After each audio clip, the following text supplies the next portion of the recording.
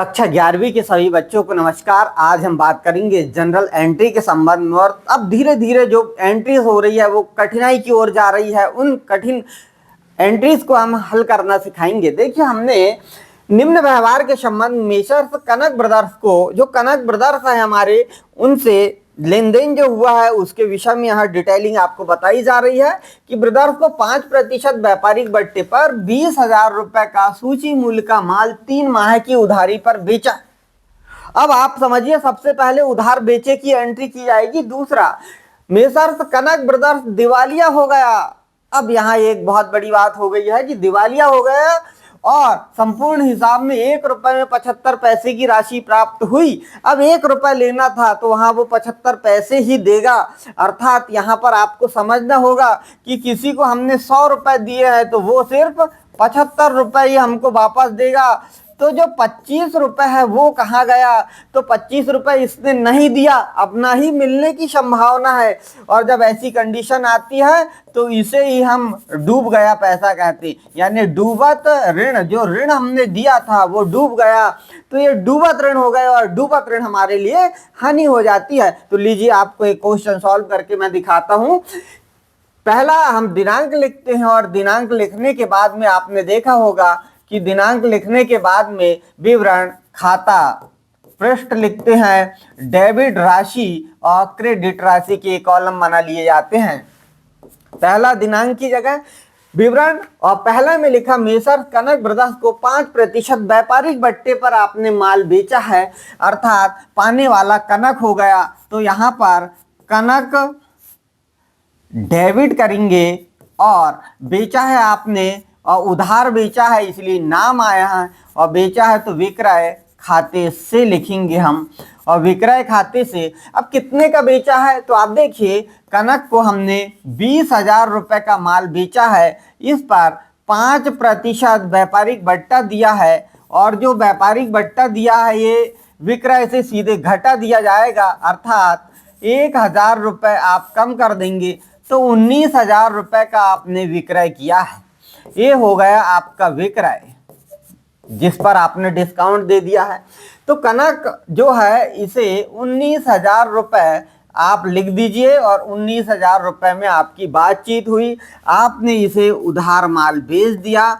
उधार माल बेचने के कारण 1 रुपए आपने डिस्काउंट भी, 1 रुपए नहीं 1,000 रुपए डिस्काउंट दिया। और ये एंट्री यहाँ पे बंद करके अब दूसरी एंट्री देखते हैं कि कनक जो है ये दिवालिया घोषित हो गए और संपूर्ण हिसाब में 1 रुपए में से 75 पैसे की वसूली हुई। यदि काश मान लीजिए हम इसको 1 रुपए देते तो 1 रुपए में से हमारे पास 75 पैसे ही मिलते।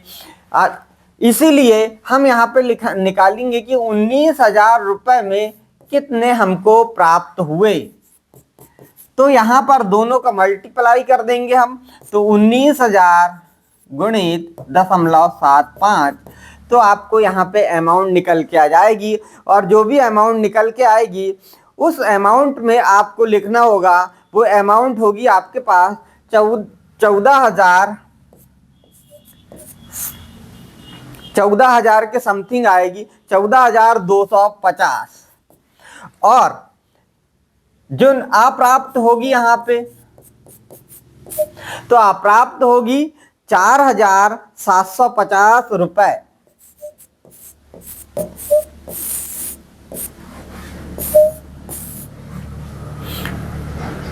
अब देखिए इसकी एंट्री कैसे बनाएंगे हम। आपने जो माल है वो माल बेचा था और कनक ब्रदर्स क्या हो गया? दिवालिया हो गया। और संपूर्ण हिसाब में यानी कैश आपके पास जो है वो 75 पैसे मिल रहा है। यानी जो पैसे आया उसको हम रोकड़ खाता डेबिट करेंगे, और जो डूब गया वो हानि है और हानि को भी डेबिट किया जाता है, तो इसे डूबत ऋण खाता डेबिट लिखेंगे। और किससे? सबसे पहले बात, कौन दिवालिया हुआ है? तो यहाँ दिवालिया हुआ है कनक, तो लिखेंगे कनक ब्रदर्स से।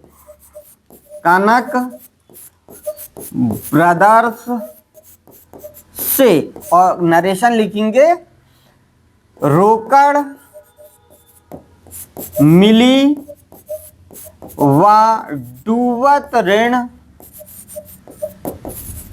हुए। इस प्रकार लिख के रोकड़ खाता डेबिट 14,725 रुपए, अप्राप्त हुआ 4,750 रुपए।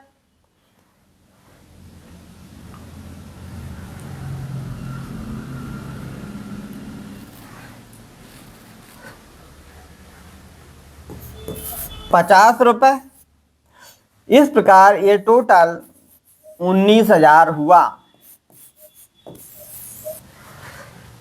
तो आपको यहाँ पर समझ में आ गया होगा कि जो हमने एंट्रीज की और बंद करके इसको टोटल कर दिया जाएगा। इस प्रकार ये आपका जनरल प्रविष्टि जो कठिन सवाल होते हैं उनकी कर ली जाती है। तो आज की इस वीडियो में इतना ही, मिलते हैं नेक्स्ट वीडियो में नई जानकारी के साथ। नमस्कार।